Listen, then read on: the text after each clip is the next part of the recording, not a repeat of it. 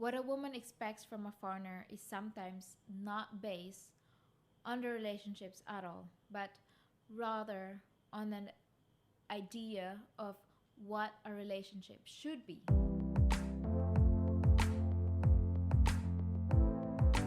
If you are a foreigner thinking about moving here in the Philippines and trying to meet a Filipina, there's something that you need to hear, especially if you are a first timer here in the Philippines.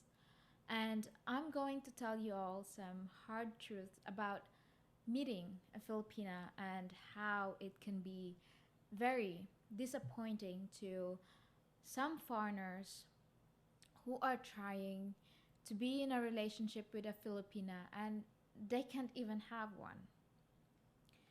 So you might think that you know what you expect when you come to the Philippines, especially meeting a Filipina. But once you come here, you might go back to your country disappointed and frustrated, and worse, heartbroken.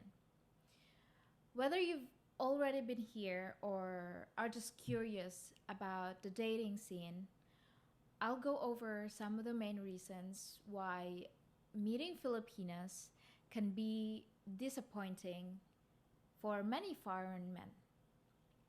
Now, I want to say this up front so all of you viewers, especially those Filipinas who watch this video, who might get offended so easily, I just want to say that I am not trying to generalize all Filipinas, nor am I bashing Filipino women, because we all know that there are many great Filipinas out there.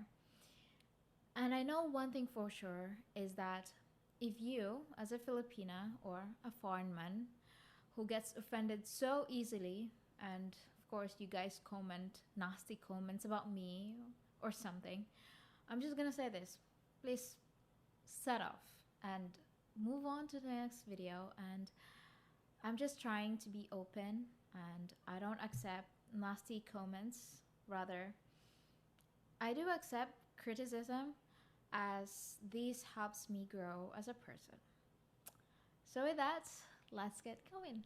So first of all, are the expectations versus reality.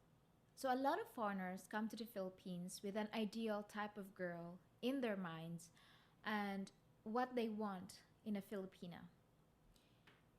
A lot of foreigners come to the Philippines with this idealized image of Filipinas being warm, friendly, easygoing, and always ready for a relationship. I mean, sure, you will meet Filipinas like that, but you will still be surprised as to how complex the dating scene is here in the Philippines.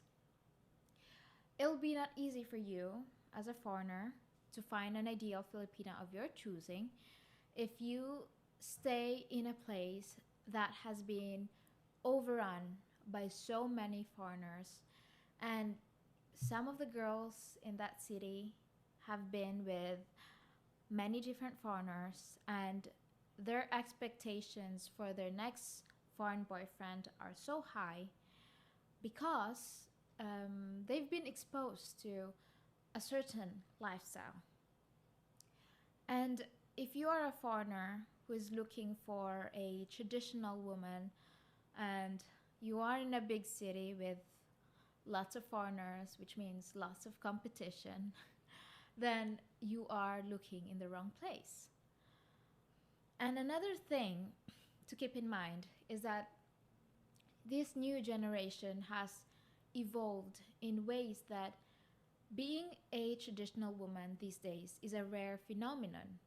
So if you are expecting to find a sweet, young, loving, ready to settle down Filipina, and a Filipina who doesn't have excess baggage, then be ready to swim through this sea full of modern and independent women who may not fit the traditional mold that you have in your mind. So, foreigners who come to the Philippines expecting to find a loving, devoted, sweet, charming Filipina often find themselves disappointed and they're ready to go back to where they come from. Another thing that makes these foreigners disappointed when they meet a Filipina, especially if they've been chatting with her for a long time and online, is that she's so caring to you, being all sweet and lovely. And you might think to yourself that you guys have a connection, and the moment you guys meet, the connection is not there. Online, you may think that you guys click together, but once you meet and sleep together, there's a gap between you two that you can't explain. And you, as a foreigner, will feel that what you guys have online is not the same as in person. She might act all sweet and caring online, but who knows? In reality, it is not her default behavior. So, as a result, foreigners get disappointed.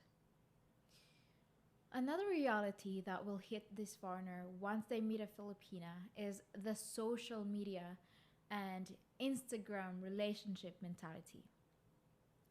What I mean by this is that this younger generation is heavily influenced by social media culture. This has a heavy impact on the young generation who wants to be in a relationship with a foreigner. Young Filipinas who are in a relationship with a foreigner almost always end up being in a competition with other young Filipinas who are also in a relationship with a foreigner. This young Filipina who sees every relationship as a competition always feel the pressure to constantly post about their relationship on social media, portraying it as a perfect and ideal, even in reality it isn't. So this can lead to a lot of stress and insecurity in the relationship as it becomes more about appearances than genuine connections. Foreigners who are in a relationship with young competitive Filipinas would always think that their partner is more concerned with how their relationship looks to others rather than focusing on making sure that their relationship can withstand any trials and build a strong relationship together. This can create a tension and mistrust in the relationship as it may feel like the young Filipina is more interested in winning a competition than in truly loving and caring for their partner. And many foreigners believe they're competing with a picture of a great relationship that their Filipina may have seen online. I know that this isn't always the case, but it might raise false expectations on both sides. What a woman expects from a foreigner is sometimes not based on the relationships at all, but rather on an idea of what a relationship should be, based on social media influencers or romanticized portrayals of love. On the flip side of the coin, foreigners get disappointed meeting a Filipina because of the communication gap. What do I mean by this?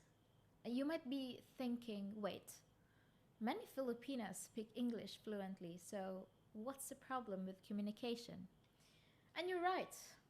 Many Filipinos are fluent in English, and especially in the cities.